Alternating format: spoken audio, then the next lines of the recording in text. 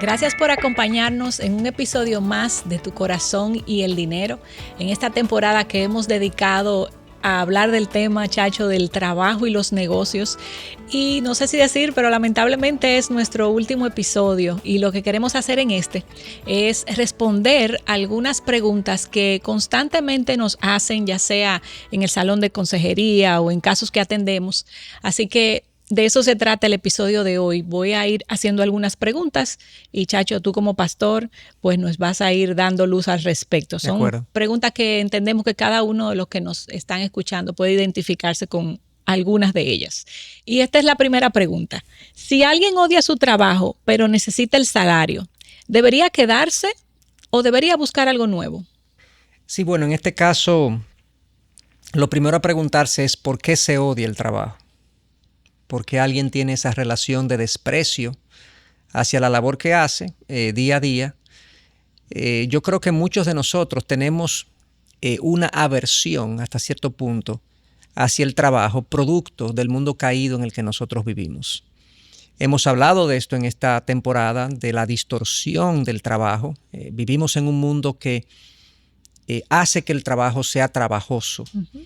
La gente con la que trabajamos es pecaminosa, a veces nos agrede de alguna manera, es injusta, no paga lo que se debe, no trata al otro como corresponde. Los ambientes laborales a veces se tornan tóxicos, es un término que se usa mucho hoy en día.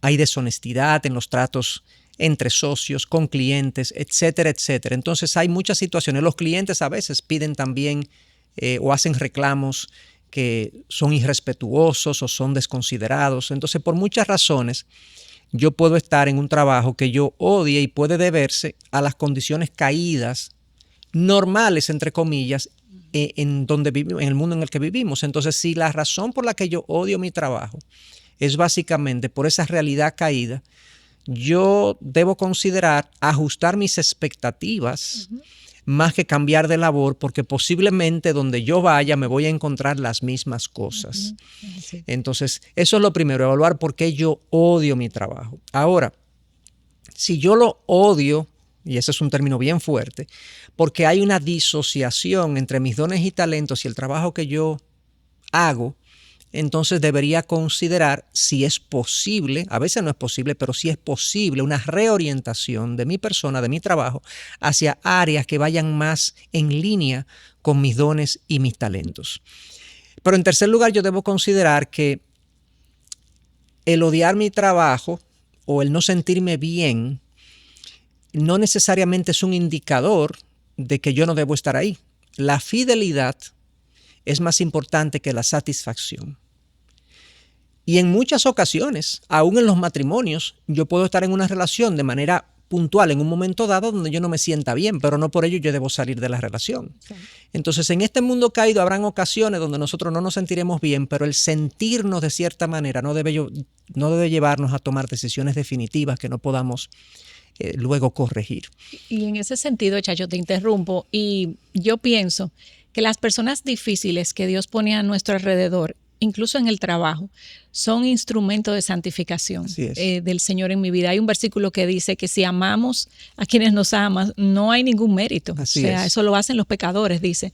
Entonces hay un obrar de Dios en esa persona difícil que ha puesto ahí en el trabajo, que es bueno. Que debo considerar. Hasta un punto de que sea soportable, ¿cierto? No, si yo voy a salir huyendo o evadiendo cada situación que me produce cierto pesar, pues yo me voy a huir de las ocasiones en las que Dios me transforma. Sí, y por último, pulido, claro. Este tema del odio hacia el trabajo y si debo moverme, y debo considerar también que yo tengo una responsabilidad moral de proveer para los míos. Entonces, como yo me siento en el trabajo, a veces es irrelevante si eso está proveyendo para los míos. Entonces tengo que poner todo esto en un proceso de reflexión, hasta de consejo, para ver si realmente lo que estoy sintiendo es una razón legítima para yo considerar moverme. No seamos impulsivos como niños que se mueven por impulso y por deseo, sino que seamos más racionales y movámonos según la verdad y no según los sentimientos del momento. Excelente.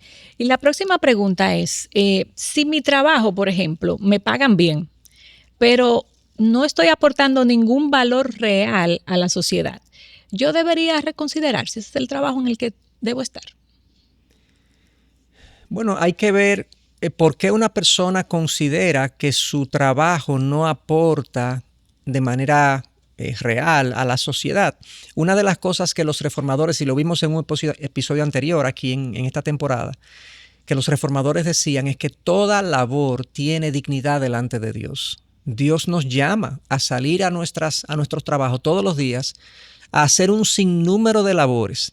Unas son visiblemente, de más impacto en la sociedad que otras, pero definitivamente si es una labor legítima, honesta, donde yo empleo mi trabajo, mi fuerza y mi capacidad y mi habilidad mental para producir un bien para otros, eso es una labor que tiene dignidad delante de Dios. Otra cosa es que yo no entienda cómo eso produce un valor real en la sociedad. Es muy conocido esta historia de alguien que va a una construcción y ve a un trabajador, a un albañil poniendo ladrillos y le pregunta, ¿qué tú estás haciendo? Y le dice, bueno, estoy poniendo ladrillos. Él siguió caminando y le pregunta a otra persona, ¿qué tú estás haciendo? Bueno, yo estoy haciendo un muro. Y siguió caminando y les pregunta a otro albañil que está poniendo ladrillos también. No le dice estoy poniendo ladrillos, no le dice estoy construyendo un muro, le dice estoy construyendo una catedral donde la gente pueda adorar a su Dios. Entonces todo depende con la perspectiva que nosotros veamos la labor que hacemos. El panadero que en la mañana se levanta a las 4 de la mañana, pues sí, bueno, yo lo que hago es pan. ¿Qué importancia tiene eso en la sociedad? Bueno, eso alimenta a mucha gente. Y nosotros oramos en el Padre Nuestro, decía Lutero, danos hoy el pan de cada día. Y sabemos que el pan no incluye solamente el pan del panadero, pero es la comida en sentido general. Pero todo lo que laboran en esa cadena alimenticia que alimenta a las familias es obra de Dios. El que corta el pelo en una peluquería es obra de Dios porque eso contribuye con el orden, con la estética de la gente. Entonces hay muchas maneras en las que nosotros podemos ver o atribuirle valor a la función que nosotros hacemos en la sociedad. Muchas veces no es que no tiene valor en sí mismo, es que nosotros no se lo vemos. Entonces yo le diría a la gente o le diría a nuestra audiencia que reflexiones realmente en cómo tu labor contribuye con el bienestar de otros, para que tú puedas conectar más bien cómo tú estás colaborando con Dios en el sostenimiento de su creación. Pidámosle a Dios ojos para ver cómo Él ve. Así es. Para que nos diga qué Él está haciendo. A veces no vemos lo que estamos haciendo y hay cosas que Dios está haciendo a través de nosotros. Chacho, tú sabes que el devocional es una disciplina, vamos a decir, la vida espiritual de los creyentes, pero a veces esa práctica del devocional la queremos llevar al trabajo y la pregunta es esta, ¿es correcto hacer un devocional en horario laboral? Bueno, el horario laboral, como su nombre lo dice, se debe dedicar a producir o a hacer las tareas por las que se me contrata. Por eso es un horario laboral. Entonces, si yo hago otra cosa en el horario laboral, es como tomar recursos de la empresa que me dan, por ejemplo, para yo comprar una materia prima, un insumo o un material para la empresa, yo tomar ese dinero que me dieron para comprar una cosa específica y yo dárselo a un mendigo en la calle porque entendí que era una buena obra. Entonces, si yo tomo mi tiempo, que se me está pagando para yo producir ciertos servicios, y yo lo dedico, aunque sea noble, la tarea para hacer un devocional, pues yo estoy robando. Y esto es un término duro, fuerte, pero yo estoy tomando el tiempo por el que se me contrata y lo estoy dedicando a una labor para la que no se me contrata. Dios no apoya un devocional que se hace en horario laboral, a menos que no esté autorizado por el supervisor o incluso solicitado por el supervisor, como es el caso de muchos que yo he conocido, que el mismo supervisor le dice, mira, yo sé que tú eres cristiano, tú no pudieras hacer quizás los lunes, quizás los miércoles, una reflexión pequeña para que la gente aprenda valores, aprenda principios. Si se le solicita, entonces ese es el mejor de los escenarios, que el mismo superior o el mismo jefe pues pida y solicite. Pero cuando no lo hace así y yo quiero aún así tener una iniciativa de esa naturaleza, yo debería hacerlo antes de iniciar la jornada laboral o después de terminada la jornada laboral, pidiendo la autorización de mis supervisores para que yo haga eso, aún fuera de la jornada laboral, si lo hago en la oficina. Las instalaciones de la oficina. Exactamente, claro. Porque es que tenemos que conectar nuestra fe con nuestra integridad. no solamente lo que yo creo, sino que la fe, el Evangelio de Cristo y todas sus enseñanzas nos conducen a una vida íntegra. Y una vida íntegra es respetuosa de toda la normativa que yo debo obedecer, incluyendo aquella que mi empresa impone y dispone. Claro, y nosotros somos embajadores de Cristo, entonces tenemos que mostrar una conducta que agrade a Dios. Así es. La próxima pregunta es muy interesante. ¿Cómo discernir si Dios quiere que yo cambie de carrera? Bueno, yo supongo que quizás la persona que se hace esa pregunta es porque ya tiene intereses en una dirección distinta a la que él hace o a la que él se dedica.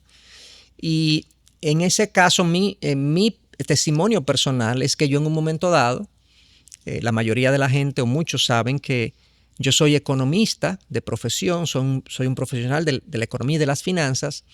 Trabajé por 15 años en mi carrera y en un momento dado yo comienzo a sentir una inclinación para servir al pueblo de Dios en el ministerio. Y luego de 15 años de una labor ininterrumpida en mi carrera profesional como economista, pues yo hago el cambio a dedicarme más al ministerio cristiano, al pastorado y a la enseñanza que a mi carrera. Aunque la mayoría de la gente sabe que yo continúo conectado con mi carrera de alguna manera porque lo veo como parte de mi llamado.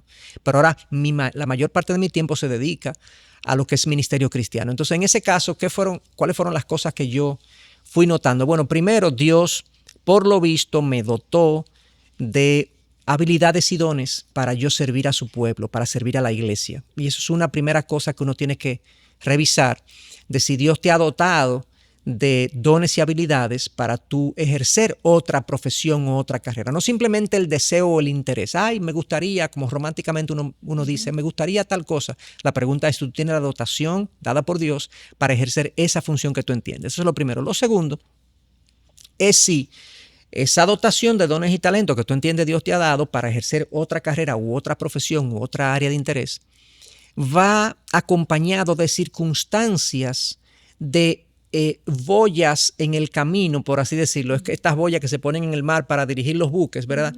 Si hay boyas en el camino que Dios te ha dado indicaciones de circunstancias que van en la dirección que tú entiendes, los dones y talentos también van. En mi caso, nuestra iglesia pues aceptaba y veía con buenos ojos que yo me dedicara más horas al ministerio. Número 2, el ministerio fue creciendo y fue requiriendo más inversión. Y esas circunstancias que yo llamo la providencia de Dios fue dándonos las indicaciones, a nosotros ya éramos esposos cuando eso, van dándonos las indicaciones de que efectivamente nosotros debíamos irnos en esa dirección. Lo tercero que yo diría es pedir consejo. Bueno, tú sientes estas cosas, estos dones y talentos, tú tienes un interés y las circunstancias parecen estar indicando eso. ¿Qué dicen gente que son maduras en la fe acerca de este posible cambio de carrera? Y número 4, recuerda que cualquier cambio de profesión o carrera tiene que considerar que tú tienes una responsabilidad de sostener a los tuyos. No te puedes tirar al vacío diciendo, ay, esto es lo que yo quiero hacer. Claro. Bueno, si lo que tú quieres hacer no provee para los suyos, no provee para los tuyos, entonces eso entra en contradicción con el pasaje que Pablo le dice a Timoteo, que el que no provee para los suyos es peor que un incrédulo. Claro. Entonces, considerando esas cosas, yo diría que, bueno, pues sí, podrías hacer un cambio de carrera si es que esas cosas coinciden. Y también a tomar en cuenta la edad que tienes y la etapa de vida, como tú decías. Claro. Porque una persona que no tiene familia puede hacer un cambio de carrera bastante por lo menos esa suave. Exactamente, no sería esa consideración importante. Exacto, sí. Y puede aventurarse a quizás a la carrera que terminó. Por ejemplo, era abogado y estaba trabajando en la parte administrativa y ahora quiero ser abogado. Bueno, este es el momento. Así es. Pero ya si tienen una edad avanzada, pues tendría que considerarlo, los riesgos. Así es. Y hablando de riesgos, esta es la próxima pregunta. ¿Cómo decidir entre estabilidad laboral y una oportunidad de negocio riesgosa? ¿Cómo hacemos eso? Bueno, este es un dilema que mucha gente tiene porque muchas veces en la estabilidad laboral la gente anhela y aspira a encontrar un lugar propio donde pueda no tener que rendir cuentas, puede ser dueño de su tiempo y puede también obtener más ingresos. Normalmente esas son las motivaciones, ¿verdad?, que la gente tiene para considerar una actividad arriesgada de negocios versus una estabilidad laboral. Eso hay que revisarlo, cuáles son las motivaciones de un cambio. No es que la Biblia prohíbe ni estimula en demasía ninguna cosa u otra. O sea, la estabilidad laboral es buena, provee, te da ciertas garantías hacia futuro. El riesgo también la Biblia lo estimula. De hecho, la parábola de los talentos, en donde Jesús la enseña y elogia incluso los siervos o los trabajadores que pusieron en operación sus dones y talentos para producir más, aunque es una parábola que tiene aplicación a muchas cosas, incluso al ministerio, pero tiene una aplicación también al ámbito de los negocios. O sea, la Biblia, ahí en la parábola de los talentos y también en el mandato cultural de que sojuzguemos la tierra, aplaude el emprendimiento, aplaude el asumir riesgos para beneficio de los demás y también, como no, para el crecimiento personal y para un buen empleo de las cosas que Dios ha puesto en nosotros. Entonces, nos tenemos que debatir entre la prudencia y el riesgo. El riesgo, cuando no es calculado y cuando yo asumo un riesgo de que en caso de que ocurra lo peor que puede pasar, siempre puede ocurrir lo peor, ¿verdad? Si pasa lo peor, que no me vaya bien, si yo no puedo hacer frente a las pérdidas y al costo de ese riesgo, entonces yo estoy siendo imprudente. No arriesgado simplemente, sino imprudente. Que emprende un camino sin calcular bien el costo. Y Cristo habló de eso y dice, ¿quién cuando va a hacer una torre no primero calcula el costo a ver si tiene para terminarla? Claro. Entonces nosotros tenemos que ser muy cuidadosos y no asumir riesgos que no podemos darle el frente, porque entonces eso conduciría a un colapso total de la economía de la familia y de mi responsabilidad como proveedor o de la responsabilidad de los padres como proveedores. Entonces, pensemos bien. Una vez más, acudamos al consejo. Esperemos los tiempos de Dios, veamos las circunstancias, cómo se están ordenando y que nuestra motivación para movernos en la dirección de un negocio no sea simplemente el dinero, sino que hay otras consideraciones de qué impacto va a tener esto en mi servicio a mi familia, en mi provisión, en mi servicio a mi iglesia. O sea, tienen que haber otros elementos que jueguen, que formen parte de esta decisión. Así es. Y otra pregunta, ya esto más es el empleador en cuanto a qué hacer con su empleado. En el caso de que el empleador tiene un empleado que es fiel, pero no es competente. Y habíamos hablado en episodios anteriores acerca de la diligencia, la competencia como parte de los mandamientos. Así es. de un trabajador. Pero en este caso, Chacho. Sí, bueno, aclarando, la competencia es la capacidad que alguien tiene para hacer una labor. Uh-huh. Puede ser una capacidad técnica, puede ser una capacidad o una aptitud personal. Por ejemplo, la gente que sirve al cliente en las empresas, que trabajan en el departamento de servicio al cliente, deben conocer técnicas de atención al cliente, deben quizás conocer un software de atención al cliente, pero deben tener una aptitud personal interna de ser extrovertidos, de ser tolerantes, de ser pacientes, para que ese trato con el cliente fluya. Claro. Entonces hay veces que la gente no tiene las competencias requeridas. El carácter, como también el carácter, sí. Exactamente. Entonces, en ese caso, en realidad, todos los empleadores deben tener una visión de desarrollar a sus empleados. Uh-huh. Sobre todo, como tú decías en tu pregunta, que este es un empleado fiel. Sí. O sea, es un empleado fiel hacia el negocio, hacia la empresa. Es algo que muchos valoran, exacto, la fidelidad. Uno debería valorar claro. Eso es un activo. Sí. Dicen en inglés un asset. Escaso muchas veces. Y muy escaso, exactamente. Ese individuo es fiel. Sí. Bueno, la empresa debería comprometerse con él a desarrollarlo en la dirección que la empresa necesita que él sea desarrollado para poder hacer su labor con fidelidad o más bien con competencia. De hecho, yo diría en un mundo tan cambiante, hasta cierto punto todos los empleados son incompetentes en cierto grado. O sea, todos los empleados necesitan seguir puliendo sus capacidades, sus habilidades, porque siempre hay nuevas tecnologías, siempre hay nuevas estrategias, nuevos mecanismos de relación con el mercado, con los equipos. Entonces, el compromiso de la empresa de seguir desarrollando un empleado en el tiempo debe ser algo constante, sobre todo si es fiel. Sí. Ahora bien, hay que reconocer que hay posiciones y tareas que no permiten ciertos grados de incompetencia, ni siquiera aceptan o toleran que el empleado se desarrolle en el tiempo. Tiene que ser inmediato. Tiene que ser inmediato. Entonces, en ese caso, lamentablemente, como somos mayordomo de los recursos del Señor, no podemos tener una persona que está haciendo su trabajo a medias.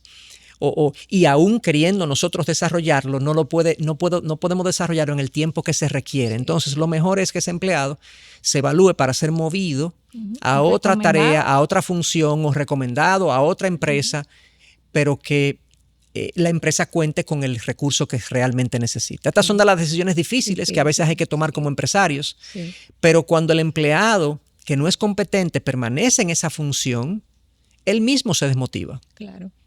Y él mismo está siendo mal utilizado porque él no tiene las competencias requeridas y entonces se crean inseguridades y frustración en él porque no tiene las competencias. Entonces lo mejor que podemos hacer como supervisores es hacer que ese individuo se dedique a una tarea que sí vaya acorde con las competencias que tiene. Correcto. Muy bien. Y otra pregunta. ¿Cómo mantener la fe? Y me gusta, ¿cómo mantener la fe cuando un negocio fracasa?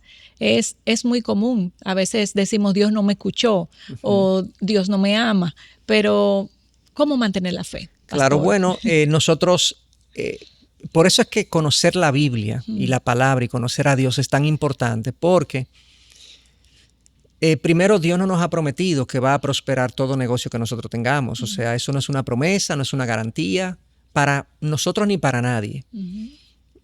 Hay ideas que pegan en el mercado y son productivas y ganadoras, pero hay ideas que no. Y en medio de todo ese proceso, Dios construye y forja en nosotros su carácter. Ahora bien, si yo entiendo y conozco a Dios como un Dios soberano, cuando me toque el fracaso, si es que así Dios lo dispone para mí, yo tengo que entender que Dios es soberano y Él puede hacer eso. O sea, Dios tiene el derecho, vamos a decirlo en términos comerciales, Dios se reserva el derecho de que mi negocio fracase. Él es el dueño al final. Él es el dueño. Él abre y cierra. Exactamente. Ahora, yo tengo que analizar por qué mi negocio fracasó. Esa es mi responsabilidad, porque muchas veces mi negocio fracasa porque hubo negligencia de mi parte, porque hubo incompetencia de mi parte, porque yo no hice las indagaciones correspondientes o porque fui imprudente e impulsivo, y las consecuencias de todas esas actitudes y un mal proceder de mi parte es que el negocio fracase. Y si en la providencia de Dios, Dios lo permitió para que yo aprenda, para que yo crezca, para que yo incorpore ciertas verdades que debo incorporar. Pero lo que más consuelo trae a un corazón que se siente mal y frustrado porque su negocio fracasó es la verdad de que Dios es soberano. Y hay un pasaje que yo te voy a pedir leerlo. Es un pasaje muy conmovedor en el libro de Habacuc, capítulo 3, donde Habacuc está viendo la invasión de su pueblo, de su nación, la destrucción de su nación. Y él entonces redacta esos términos y ese pasaje que yo creo que ha servido a través de los siglos para sostener la fe de muchos. Entonces vamos a leerlo y yo prácticamente no le voy a hacer ningún comentario porque habla por sí mismo. Habacuc 3, del 16 al 19. Oí y se estremecieron mis entrañas. A tu voz temblaron mis labios. Entra por podredumbre en mis huesos y tiemblo donde estoy. Tranquilo espero el día de la angustia, al pueblo que se levantará para invadirnos. Aunque la higuera no eche brotes, ni haya fruto en las viñas, aunque falte el producto del olivo y los campos no produzcan alimento, aunque falten las ovejas del redil y no haya vaca en los establos, con todo yo me alegraré en el Señor, me regocijaré en el Dios de mi salvación. El Señor Dios es mi fortaleza, Él ha hecho mis pies como los de las ciervas y por las alturas me hace caminar. Hermoso. Básicamente él está describiendo una situación de escasez, de hambruna, de desesperanza, humanamente hablando, pero al mismo tiempo él se dice a sí mismo que el Señor es mi fortaleza, en Él esperaré, me gozaré, me regocijaré en el Dios de mi salvación. O sea, es Dios es absolutamente soberano sobre todas nuestras circunstancias y conocer eso, saber eso y honrar esa verdad nos va a dar quietud en medio de los peores de los fracasos. Así es. Qué bueno saber que nuestro Dios está ahí, aún en esos momentos. Así es. La siguiente pregunta, y ya casi vamos a ver si nos da tiempo para un par más. Dice, ¿qué hacer cuando un compañero se atribuye el trabajo que tú hiciste? Eso puede pasar. Sí, claro. Pasa mucho, lamentablemente. Pero primero, ajustemos nuestras expectativas. Perdón, eso va a pasar. Y lo primero que tenemos que hacer es confirmar los hechos. O sea, realmente, a veces yo tengo una percepción de que él se está atribuyendo el trabajo que yo hice y no necesariamente es así.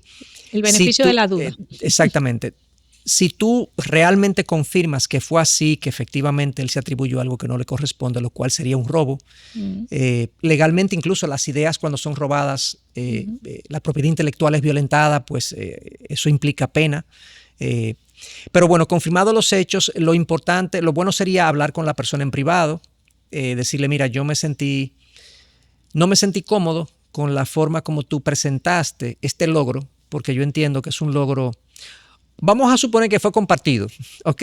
Vamos a suponer que fue compartido, pero realmente tú no hiciste mención de la contribución que nosotros hicimos a ese logro. Entonces, es importante también en ese proceso siempre documentar el trabajo, que si tú estás haciendo un trabajo compartido con otra persona, quede documentación de que tú has estado involucrado en el trabajo. Si ese comportamiento continúa, pues hablando con la persona y la persona sigue y continúa con su conducta y con su patrón, pues yo creo que es sano escalarlo como una forma de, incluso en la misma reunión donde yo tuve con esa persona en privado, decirle, mira, yo lamentablemente, si esto no cambia, pues yo tendré que escalarlo porque yo creo que eso no es bueno para nuestro ambiente laboral, ni para ti, ni para mí, ni para ninguno.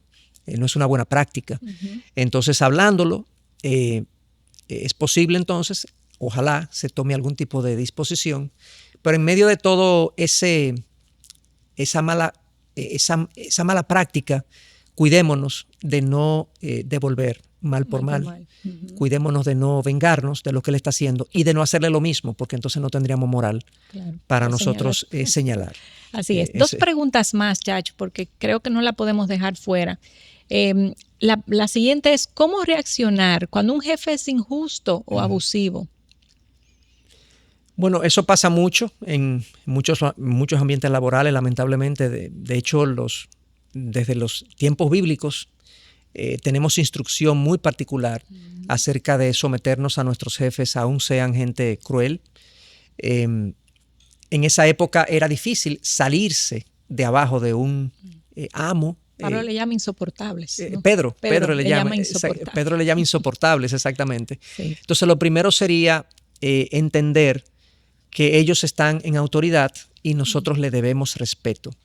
De hecho, si tú puedes leer el pasaje de Pedro al que hiciste referencia, de Primera de Pedro 2:18. Dice, siervos, estén sujetos a sus amos con todo respeto, no solo a los que son buenos y afables, sino también a los que son insoportables. Aquí está el versículo. Así es. Ese es un llamado duro, difícil, porque dice que hay amos insoportables. O sea, yo no me imagino lo que es trabajar bajo un yugo con esa calificativo.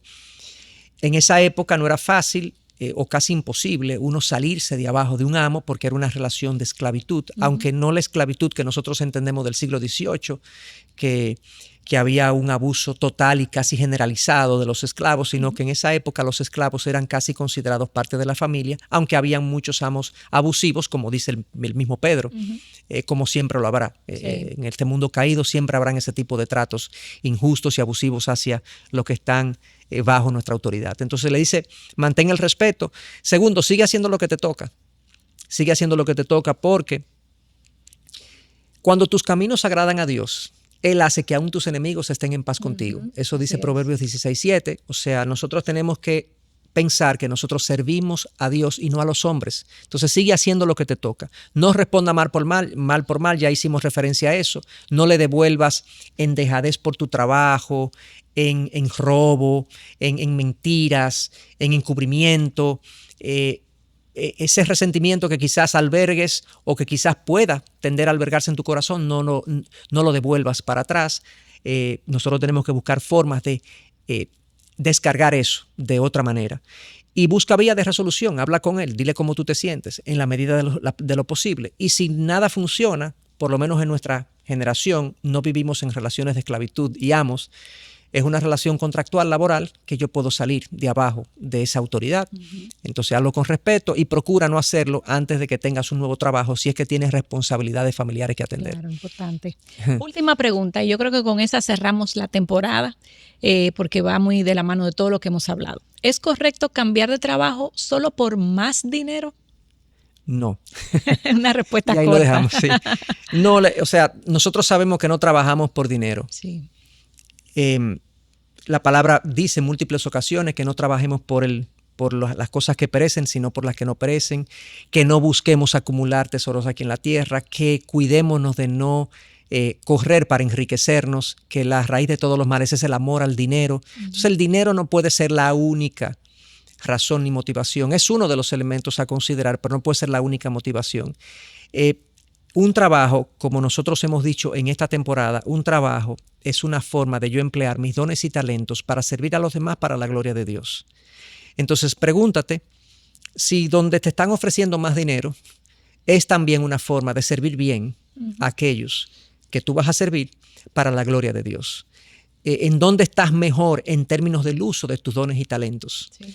Si ese nuevo trabajo en el que te están ofreciendo más dinero pone también pone en riesgo las otras responsabilidades de familia, del cultivo de tu relación con Dios, que Dios ha puesto bajo tu cuidado.